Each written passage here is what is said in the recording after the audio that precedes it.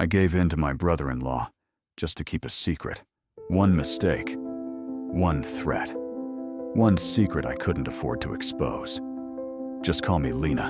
I'm 35 years old, from Bakersfield, California. I'm married. 3 kids. My husband Kyle works overseas, gone for months at a time. He provides for us, and I love him for it.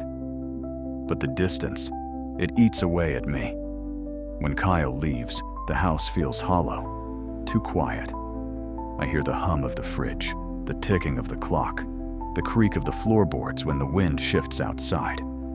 Nights are the worst. The kids are asleep, and I sit in the living room, staring at the empty chair where Kyle should be. At first, I filled the silence with chores, Netflix, scrolling through my phone. But one night, I stumbled into an online chat. That's where I met Roy. He lived just a few blocks away. He was single. He was charming in a way Kyle used to be before life got so heavy. Roy didn't ask about bills, groceries, or the kids' schoolwork. He just asked about me, how I was feeling, if I was lonely, if I missed being touched. I told myself it was harmless, just talking, just company. But after weeks of late-night chats, I let him come over. The first time it was innocent, coffee at my kitchen table while the kids were at school. He made me laugh, and I realized I hadn't laughed like that in months. The second time, he brushed my hand as he reached for his cup. My heart raced. And the third time, I didn't stop him. I didn't plan it. I didn't want to be unfaithful. But the loneliness had carved a hole inside me, and Roy slipped into it like he belonged there. Then one afternoon, after Roy left, I felt it. That crawling sensation that someone was watching me. And when I looked up, I saw him. Jake, my brother-in-law, my husband's sister's husband. He was standing across the street, staring right at me. His face gave nothing away. No smile, no frown, just silence. That night, after I tucked the kids into bed, the doorbell rang. My heart jumped. When I opened the door, Jake stood there, leaning against the frame like he owned the place. "We need to talk," he said. I froze. He stepped inside, uninvited. The room felt smaller with him in it. I saw him leave today. Roy, right? Your little secret? I couldn't breathe. I tried to deny it, but the look in his eyes told me he already knew everything. Then he leaned closer. His voice dropped low. "You want me to stay quiet? Then you're going to give me what I want." My stomach turned. I begged him not to say anything. He smirked. "Then prove you want to keep your family." I didn't want to. Every part of me screamed no. But he had me cornered. If Kyle ever found out, I'd lose everything. The kids, the life we built. So I gave in. I told myself it would be one time. Just one. But Jake came back, again and again. He called it our arrangement. I called it hell. Every knock at the door made my skin crawl. Every time the phone rang, I thought it was Kyle, already knowing, already leaving me.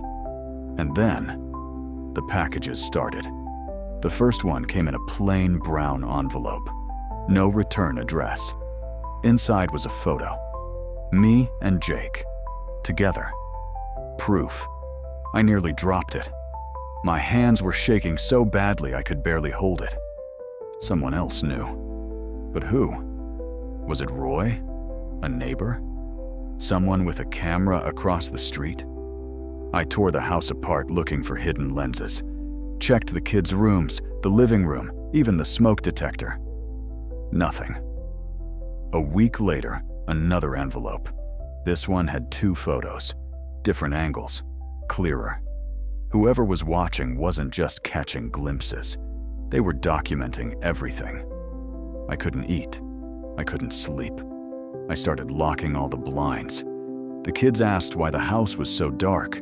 I just said the sun was too strong. But inside I knew. Someone was circling me like a predator, waiting for the right moment to strike. Jake didn't care. When I showed him the photos, he just laughed. "Not my problem. You made your bed. Now lie in it." Roy started texting less. When I confronted him, he said, "Lena, someone slipped a picture into my mailbox. I can't be part of this anymore." And just like that, he was gone. I was alone, trapped between Jake's threats and an unknown watcher who seemed to know my every move. One night, I woke to the sound of footsteps outside my window. I pulled the curtain back, but no one was there. Only a shadow moving across the lawn. The next morning, another envelope. This time, no photos, just a note. It read, "Tell the truth, or I will." I thought about Kyle, about him working halfway across the world, sacrificing for us, while I was here, lying. But before I could even decide what to do, another event shook me. The school called. My youngest hadn't been picked up on time. My stomach dropped. I never missed school pickup. When I rushed there, she was standing alone, crying. The teacher said, "She told us a man came up to her, said he was family." But when we asked questions, he left. My blood ran cold. Was it Jake? Or the person sending the envelopes? Whoever it was. They were getting closer. Closer to my kids.